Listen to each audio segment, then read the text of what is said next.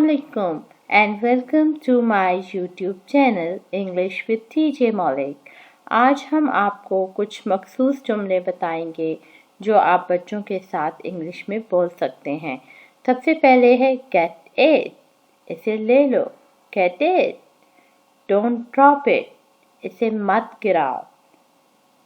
get ready, oh hurry up, get ready, तैयार हो जाओ। Come with me, मेरे साथ आओ।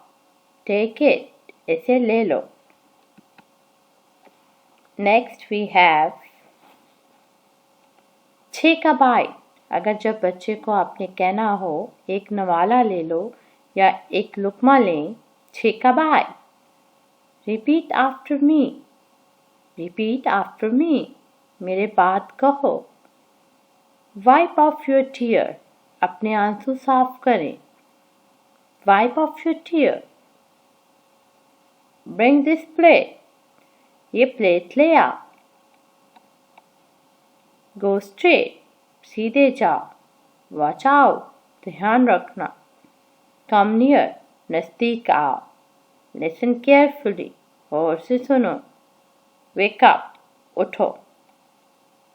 Keep quiet, खामोशी इख्तियार करो। Hold it, इसे पकड़ो। Go upstairs, go upstairs, ऊपर जाओ। Speak up, बोलो। Calm down, पुरस्कून हो जाओ।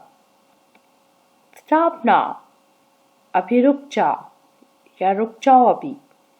Clap your hand, ताली बजाओ। Clap your hand, learn it, इसे सीखो।